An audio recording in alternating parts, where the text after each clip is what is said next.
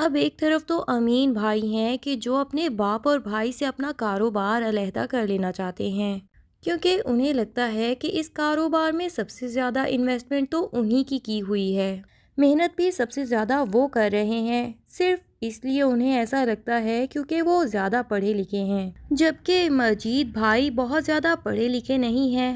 حالانکہ زیادہ مشکل کام تو مجید بھائی کے سر ہی تھوپ دیے جاتے ہیں، پھر چاہے دوسرے شہروں میں جا کے مال لانا ہو اور ٹرینوں کے دھکے کھانے ہوں، لیکن صرف ان کی تعلیم کم ہونے کی وجہ سے ان کے اوپر یہ ٹیگ لگ گیا ہے کہ جیسے وہ تو کوئی کام اتنا کرتے ہی نہیں۔ حالانکہ حقیقت اس کے برعکس ہے، الٹا امین بھائی تو اکثر ڈنڈی مار کے باپ کی نظروں سے چھپا کے کوئی نہ کوئی ایسا چیک بھی سائن کروا لیتے ہیں کہ جس کی وجہ سے وہ اپنے لیے پرسنلی پیسے بھی نکلوا لیتے ہیں اور اپنے بیوی بچوں کو فل عیاشی کی لائف دی ہوئی ہے۔ دوسری طرف لیلا بھی اب اس گھر سے تنگ آ چکی ہے، اسے بات بات پہ اور چھوٹی چھوٹی چیزوں پہ تانے بازیاں بالکل پسند نہیں آتی، اور اب تو دونوں بھابھیوں نے مل کے اس کے اوپر چوری کا الزام بھی لگا دیا۔ اب بھلا لیلا جیسی امیر خاندان سے آئی ہوئی لڑکی دودھ کی چوری کرے گی؟ راشدہ کو لگا کہ اس پہ الزام لگ جائے، اس سے پہلے اسی نے لیلا کے اوپر الزام لگا دیا،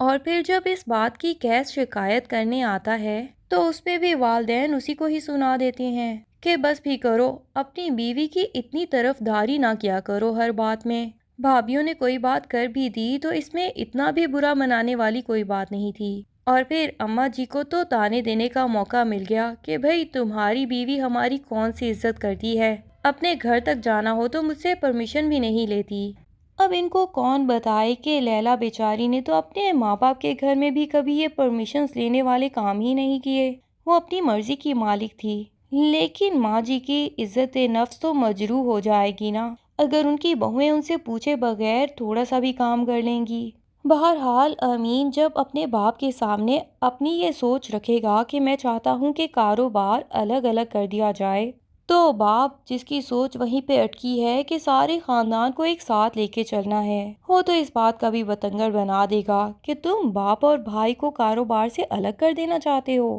اور پھر سے سارا کا سارا نزلہ آ کے بہے گا بیچاری لیلا کے اوپر کہ جب سے یہ لڑکی اس گھر میں آئی ہے سب کے سب لوگ الگ الگ ہونے کی باتیں کر رہے ہیں، یہ نہیں معلوم کہ سب بچے خود ہی اپنی الگ علیحدہ زندگی گزارنا چاہتے ہیں، تو اس میں کوئی بھی حرج نہیں۔ کیوں آپ بلا وجہ سب کو اکٹھے اس طرح جوڑ کے رکھنا چاہتے ہیں کہ ان کے اوپر اور ان کے بچوں کے اوپر بھی اپنی مرضی مسلط کر سکیں؟ اب دیکھنا یہ ہے کہ ڈرامے کے اینڈ تک یا تو بچوں کی خواہش پوری ہو جائے گی